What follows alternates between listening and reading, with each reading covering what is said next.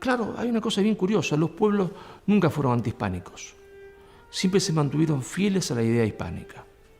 Hay una cosa que se ignora de forma absoluta, los llamados pueblos originarios fueron los más fieles a España que existieron. Por eso una frase dice, señores, la conquista la hicieron los indios, y la independencia la hicieron los españoles. Hablar de España a finales del siglo XVII es hablar de medio mundo. Es hablar del único imperio que tiene posesiones en los 4 continentes, que prácticamente una parte importantísima de América. Claro, negociar con todo esto, tener la posibilidad de entrar aquí, esto es lo que se está dirimiendo. ¿Por qué tienen mucho interés Inglaterra y Holanda, que no tenían derechos sucesorios? Se puede entender la postura del emperador. El emperador era el padre del archiduque, pero Inglaterra y Holanda es un problema de equilibrio, es un problema de que no todo sea de Francia. Bueno, pues al principio han aceptado a Felipe V como rey. No será tanto un problema de equilibrio. Evidentemente después, como he comentado antes, una vez que ven el comportamiento de Luis XIV, pues ya se asustan. Pero realmente en el fondo de los que se está tratando es de comercio y de oportunidades mercantiles, de economía, y del deseo de muchos de participar de esa inmensa tarta que se está disputando, que es todas las posesiones y las posibilidades comerciales del Imperio Español. Aquí tuvimos, yo creo que el hecho histórico más grave que hasta ahora, creo que podemos considerar el más grave, es la invasión napoleónica. Napoleón tenía que ir sí o sí hasta Portugal, porque Napoleón, su forma de derrotar a Inglaterra, lo había intentado de distintas formas, era el bloqueo continental, ahogar a Gran Bretaña en su propia producción industrial, que no pudiese entrar una tela, un clavo británico al continente. Y el lugar por donde entraba el contrabando era Portugal. Entonces había que tomar Portugal, eso era fundamental para Napoleón. Para eso había que pasar por España. La invasión napoleónica destruyó absolutamente todo lo hecho a lo largo del siglo XVIII y anteriormente en el XVII, todo, porque el ejército invasor arrasaba al francés todo lo que podía, pero el ejército aliado que teníamos a los ingleses era todavía peor, porque quema todas las fábricas en Galicia que hacían competencia a Inglaterra, y luego la mala suerte de que quien vino fue un Fernando VII. De 1808 a 1810 lo que tenemos es una guerra del Imperio Español contra Napoleón, en América y en Europa. No es solamente una reacción nacionalista patriótica española, que también, pero no hay una ruptura del imperio a pesar de las terribles circunstancias de las guerras continuas y el nefasto gobierno de Godoy hasta 1810. Que la guerra de 1808 no se debía llamar guerra de la independencia. Eso lo estamos también los historiadores insistiendo en ello, porque no nos independizamos de nada. España era absolutamente independiente y más poderosa había sido que Francia, ¿no? en toda la Edad Moderna. No sabían los reyes españoles que si Napoleón pasaba se iba a quedar, sí sabían. Sabían porque los ingleses le proponen al rey Fernando lo mismo que le van a proponer a la Casa de Braganza. Es decir, trasladarlo a América. Había que pagar un precio, era el libre comercio, pero era un precio mínimo a pagar para evitar la fragmentación territorial. Si él hubiese aceptado esa propuesta para gobernar desde México o desde Lima, ¿qué hubiese habido? Hubiese habido como en Brasil, hubiese habido después quizás un divorcio amigable, un lindo divorcio, no un divorcio donde nos tiramos los platos, donde rompemos todos, donde de la casa común no queda nada, donde los hijos quedan totalmente traumatizados. Entonces, el origen de nuestra balcanización es el error de Fernando VII, de no haber querido aceptar la propuesta británica de trasladarse, ¿no es cierto?, a América. Y será luego, a partir del 19, a partir de el gran hecho histórico, que es la pérdida del imperio, que es realmente la gran catástrofe española, porque claro, siempre se ha dicho, ¿no?, la decadencia, Carlos II, vamos a ver, España del siglo XVIII es una potencia mundial, es una potencia mundial. La España de Carlos III es una potencia mundial. Entonces, bueno, ¿dónde está esa decadencia? Es verdad que luego llega las repercusiones de la Revolución Francesa, Carlos IV, y luego ya el desastre, que es a partir de 1808 y la pérdida luego de las colonias y tal. Este es el gran momento de desastre. Inglaterra siempre había mirado a la América española como el gato mira al canarito, ¿no? Al canario. Pero no había podido comérselo. En 1806, el general Bedford invade la ciudad de Buenos Aires. Avanzan sobre la ciudad, los criollos intentan una mínima resistencia, pero no hay en el Río de la Plata, como no había en casi todo Hispanoamérica, ejército español. No hay ejército. No hacía falta porque no había para qué. Entonces los ingleses toman, desfilando prácticamente la ciudad de Buenos Aires. Se instalan en el fuerte. El fuerte está sobre donde hoy es la Casa de Gobierno, lo que nosotros llamamos la Casa Rosada. Y esa noche, las 40 familias, que eran la familia más poderosa de Buenos Aires, que habían hecho su fortuna a partir del contrabando con Inglaterra, pero que ahora eran las familias más poderosas y más ricas, le juran lealtad a su majestad británica. Y los ingleses juran respetar sus propiedades y protegerlos por siempre. Nosotros lo denominamos la oligarquía argentina. Absolutamente pro-británicos, con un odio demencial a España y afrancesados desde el punto de vista cultural. Por eso hablaban todo francés e inglés.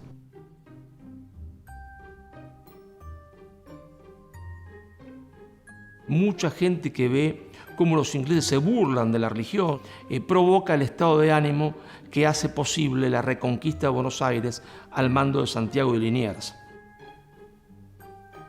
Ahí el general Bedford se tiene que rendir y entrega las banderas a Liniers. Y claro, es importantísimo porque los ingleses nunca habían perdido una bandera en su historia. Y Inglaterra, derrotada militarmente, va a obtener un gran triunfo con la independencia. Lo que se oculta detrás de la independencia es el gran triunfo británico. Y había un estado de malestar gigantesco porque a pesar de que no se cambian las leyes, con los Borbones comienzan a tratarnos como una colonia, cosa que no había sido así antes.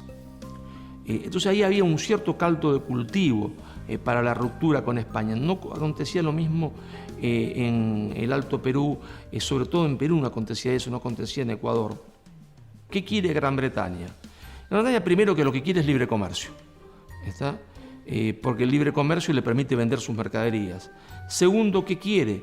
Quiere que si esto va a la ruptura con España, de lo que surja ahí tiene que surgir no un Estado, sino muchos Estados. Es decir, quiere fragmentación territorial, balcanización. Coincide con sus aliados en los puertos, que quieren un paísito de acuerdo a su cadena de distribución.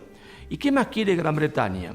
Y Gran Bretaña predica libre comercio, predica en nacionalismo de campanario, así que cada una de esas repúblicas que van a nacer se crea distinta una de la otra, como si hubiesen sido enemigos uno de otro, y predica la hispanofobia.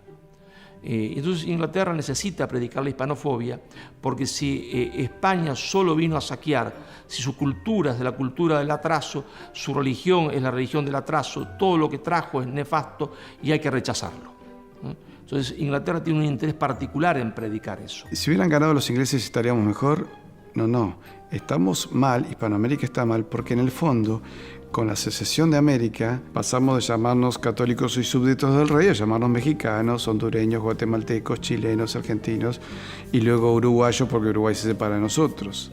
Claro, hay una cosa bien curiosa, los pueblos nunca fueron antihispánicos, siempre se mantuvieron fieles a la idea hispánica. Hay una cosa que se ignora de forma absoluta. Los llamados pueblos originarios fueron los más fieles a España que existieron. Por eso una frase dice, señores, la conquista la hicieron los indios y la independencia la hicieron los españoles. La guerra de independencia no fue el final de una lucha de 300 años, no. Durante 300 años se vivió en paz en América. Porque las masas indígenas en el Perú, en Ecuador, estuvieron contra la independencia, y es así. Cuando San Martín ocupa Lima, retira todo el tesoro virreinal y el tesoro de bancos particulares y cajas particulares y lo sube a 3 buques. Y esos 3 buques son robados por el almirante Cochrane, que era el que había llevado la tropa de San Martín desde Chile a Perú. Luego también Bolívar se roba lo que estaba en la audiencia de Santa Fe Bogotá, que eso también termina en Inglaterra. Es decir, los países nuestros nacen endeudados, empobrecidos, sin tesoro y ya no con una moneda común, sino con monedas separadas en permanente devaluación. Hasta el día de hoy. La gran pregunta que le hace Bolívar a San Martín, le dice: José, entonces, ¿para quién trabajamos? Y la respuesta es: trabajamos sin entenderlo para los ingleses.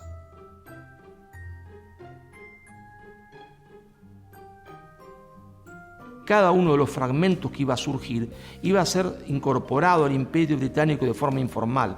¿Y cuál era el basamento para decir todo eso? La leyenda negra. Había que rechazar a España y todo lo que España había traído. Y eso originó, ¿no es cierto?, el gran trauma, ¿no es cierto?, el gran trauma de los pueblos hispanoamericanos en América del Sur. Si tomásemos un siberiano, ¿no? Un hombre que vivió en la estepa siberiana toda su vida, y el hombre toma un avión a España, pero por error cae en Punta del Este, las costas del Uruguay. Escucha que la gente habla español y cree que está en España y dice: no, estás en Uruguay.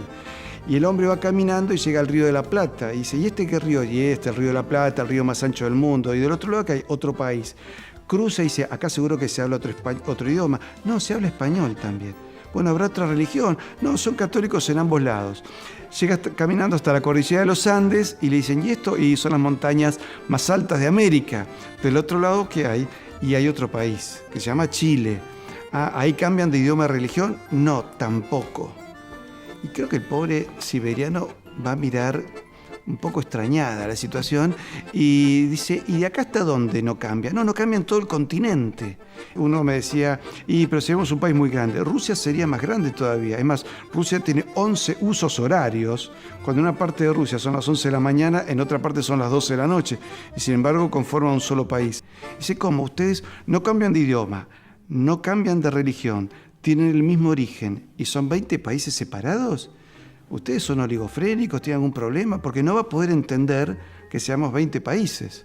Nos derrotaron solamente con la palabra, con la falsificación de la historia, construyendo una historia que era absolutamente falsa y le hicieron creer a todo el mundo esa historia, incluso a los propios españoles.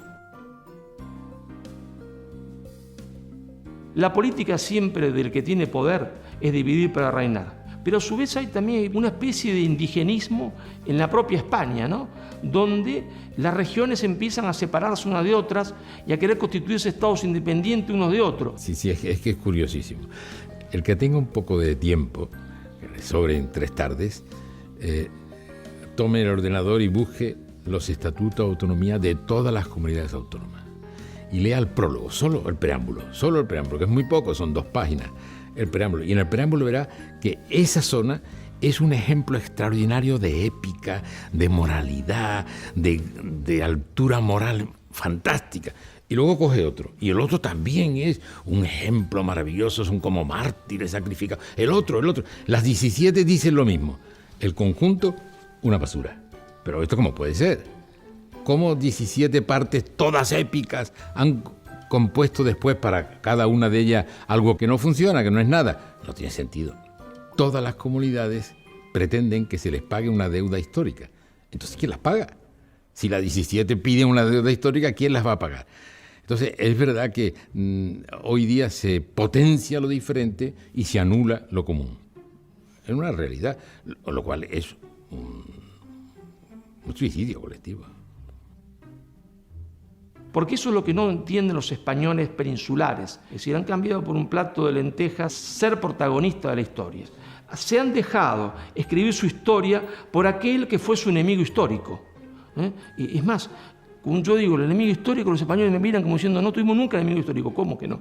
Fue Inglaterra el que destruyó, el que aniquiló el imperio español. Y esos que aniquilaron el imperio español construyeron después la historia de España. El imperio hay que estudiarlo como una totalidad, cuando miras como una totalidad, entonces vas entendiendo un montón de cosas. Por ejemplo, el problema tremendo para consolidar estados sólidos que tenemos nosotros, pero que tienen todos los pueblos que hablan español, todas las partes disgregadas de ese imperio, como no han tenido experiencia estatal previa, no han acertado todavía a construir estados que realmente, digamos, sean capaces de dar estabilidad a sus territorios. Viven perpetuamente en un estado de recaída en la feudalización. Pero en España también, pero es que en Colombia también. Es decir, ¿qué es lo que le pasa a todos los territorios del viejo imperio español? Pues que le salen señores feudales. Le salen señores feudales en forma de narcoguerrilla, de las FARC, del secesionismo catalán, y como tienen estados débiles, pues cualquiera les echa un pulso. Y les echa un pulso, oye, y si no los tumba le falta poco.